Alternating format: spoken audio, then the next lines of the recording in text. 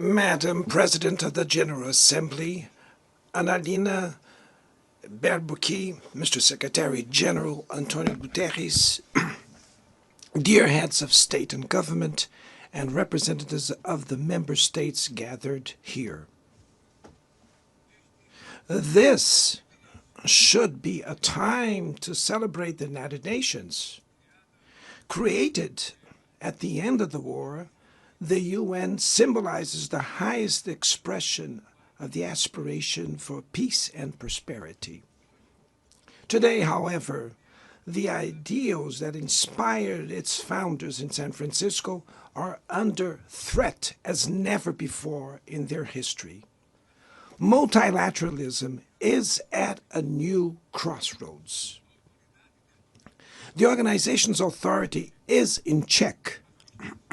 We are witnessing the consolidation of an international order marked by repeated concessions to power play, attacks on sovereignty, arbitrary sanctions, and unilateral interventions are becoming the rule.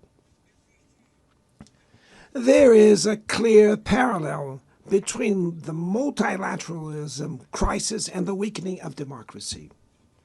Authoritarianism is strengthened when we fail to act in the face of arbitrary acts, when the international society falters in defending peace, sovereignty, and the rule of law. The consequences are tragic. Throughout the world, anti-democratic forces are trying to subjugate institutions and stifle freedoms. They worship violence, praise ignorance, act as physical and digital militias, and restrict the press. Even under an unprecedented attack, Brazil chose to resist and defend its democracy, regained 40 years ago by its people after 2 decades of dictatorial governments. There is no justification for unilateral and arbitrary measures against our institutions and our economy. The aggression against the independence of the judiciary branch of power is unacceptable. This interference in domestic affairs is aided by a subservient far right who is nostalgic of past hegemonies. False patriots plan and publicly promote actions against Brazil. Peace cannot be achieved with impunity.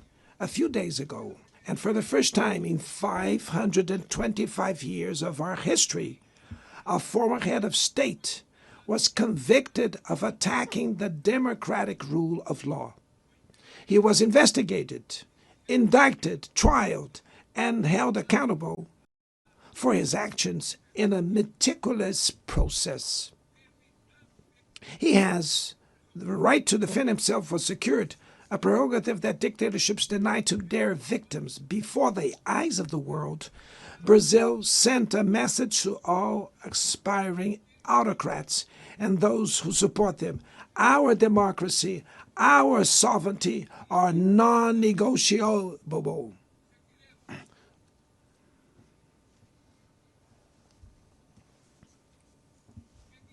We will continue as an independent nation and as a people free from any type of guardianship.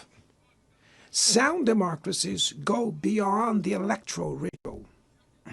Its strength presupposes the reduction of inequalities, the guarantee of the most basic rights: food, safety, work, housing, education, and health. Democracy fails when women earn less than men or die at the hands of partners and family members. It loses when it closes its doors and blames migrants for the world's ills. Poverty is as much an enemy of democracy as extremism. Therefore, we were proud to receive confirmation from FAO that Brazil has once again left the hunger map in this year, 2025. But in the world, there are still 670 million hungry people, and about 2.3 billion face food insecurity. The only war of which everyone can emerge victorious is the one we wage against hunger and poverty. This is the goal of the global alliance we launched at the G20 and which has the support of 103 countries. The international community needs to revise its priorities, reduce arms spending, and increase development aid. Relieve the service of the foreign debt of the poorest countries, above all African nations, and set minimum global tax standards so that the super rich pay more taxes than workers. Democracy is also measured by the ability to protect families and the childhood. Digital platforms offer possibilities for us to come together in ways we never imagined. But they have been used for sowing intolerance, misogyny, xenophobia, and misinformation. The internet cannot be a land of lawlessness. It's up to governments to protect the most vulnerable. Regulating does not mean restraining freedom of expression. It's about ensuring that what is already illegal in the real world is treated the way in the virtual environment. Attacks on regulation serve to cover up hidden interests and provide shelter for crimes such as fraud, human trafficking, pedophilia, and attacks against democracy. The Brazilian parliament was right to rush to address this issue.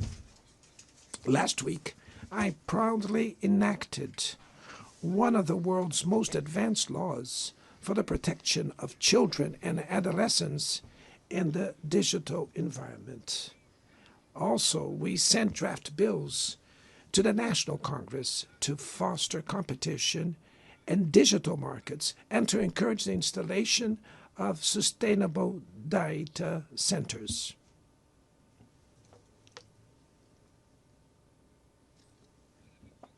To mitigate the risks of artificial intelligence, we are committed to building multilateral governance in line with the Global Digital Compact that was approved in this plenary last year. Ladies and gentlemen, Your Excellencies, in Latin America and the Caribbean, we are experiencing a time of growing polarization and instability. Maintaining the region as a zone of peace is and was our priority. We are a continent free of weapons of mass destruction, without ethnic or religious conflicts. The comparison between crime and terrorism is worrying. The most effective way to combat drug trafficking is to cooperate to suppress money laundering and limit arms trade. Using lethal force in situations that do not constitute armed conflict is tantamount to executing people without trial. Other parts of the planet have already witnessed interventions that cause greater damage than intended, with serious humanitarian consequences. The path to dialogue must not be closed in Venezuela. Haiti has the right to a violence-free future, and it is unacceptable that Cuba be listed as a country that sponsors terrorism. In the conflict in Ukraine,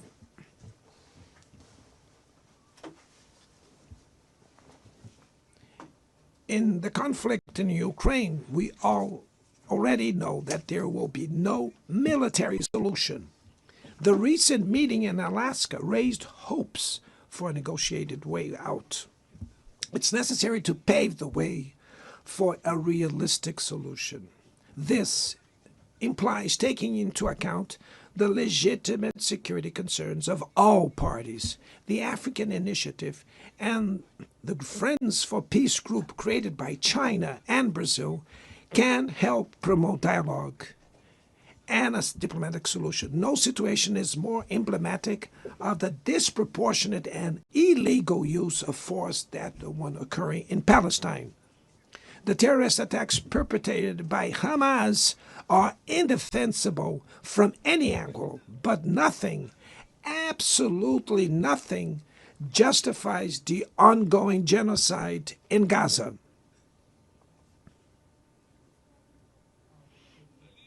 There, under tons of rubble, are buried tens of thousands of innocent women and children.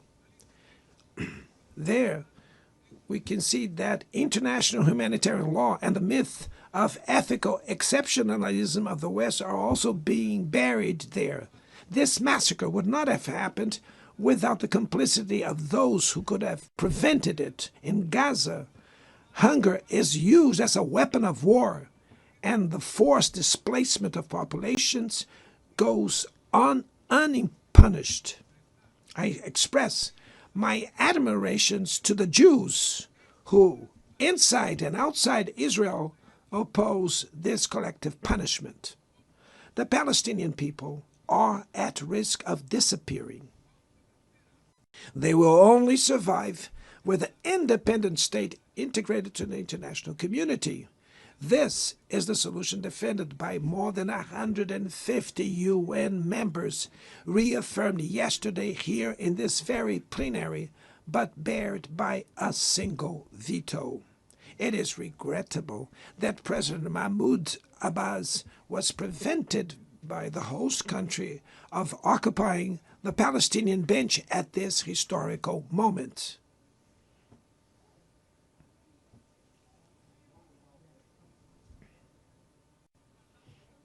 The spread of this conflict to Lebanon, Syria, Iran, Qatar is fueling an unprecedented arms build-up. Madam President, bombs and nuclear weapons will not protect us from the climate crisis. The year of 24 was the warmest already registered. COP30 in the city of Belém, Brazil, will the cope of truth. It will be the time for world leaders to prove the seriousness of their commitment to the planet. Without a complete picture of the NDC's nationally determined contributions, we were walking blindfolded towards the abyss. Brazil has committed to reducing its emissions by 59 and 67%, covering all greenhouse gases and all sectors of the economy. Developing nations face climate change while grappling with other challenges. Meanwhile, rich countries enjoy a standard of living reached at the expense of 200 years of greenhouse gas emissions, demanding greater ambition and greater access to resources and technology. It's not a matter of charity, but of justice. The race for critical minerals essential for energy transition cannot reproduce the predatory and asymmetrical logic that has characterized recent centuries. In Belém City, the world will learn about the reality of the Amazon. Brazil has already reduced deforestation by half in the region in the last 2 years. Eradicating it requires ensuring decent living conditions for its millions of inhabitants.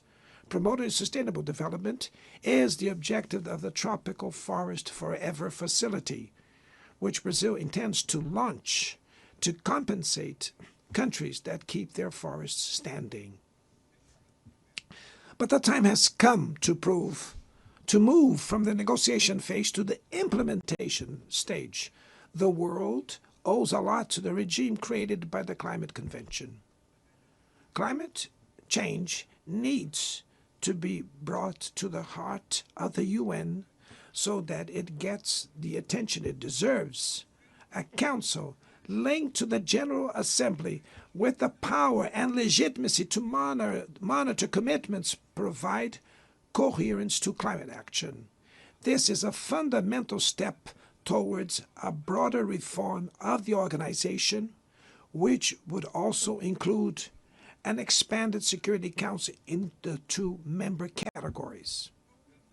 Few areas have worsened as much as the multilateral trading system.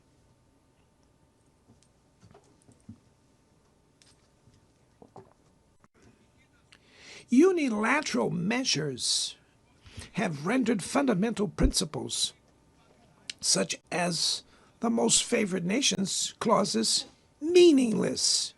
They have disrupted value chains and threw the global economy into a pernicious spiral of high prices and stagnation. It is urgent to refound the WTO based on modern and flexible foundations. Your Excellencies, ladies and gentlemen, this year, the world lost two exceptional public figures. Former Uruguayan President Pepe Mujica and our dear Pope Francis, both embodied the best humanist values like no other. Their lives were intertwined with the 8 decades of the UN's existence. If they were still among us, they would use this platform to remember that authoritarianism, environmental degradation, and inequality are not relentless, that the only ones defeated are those who stand idly by, resigned, and that we can defeat the false prophets and oligarchs who exploit fear and monetize hate, and that tomorrow is made of daily choices, and it takes courage to act to transform it. In the future that Brazil envisions, there is no room for the reenactment of ideological rivalries or spheres of influence. Confrontation is not inevitable. We need leaders with clear visions who understand that the international order is not a zero-sum game. The 21st century will be increasingly multipolar. For it to remain peaceful, it cannot fall to multilateral. Brazil is giving increasing importance to the European Union, the African Union, ASEAN, CELAC, BRICS, and the G20. The voice of the Global South must be heard. The UN has today almost 4 times more members than the 51 who were at its foundation. Our historic mission is to make it once again a barrier of hope and a promoter of equality, peace, sustainable development, diversity, and tolerance. May God bless us all. And thank you very much.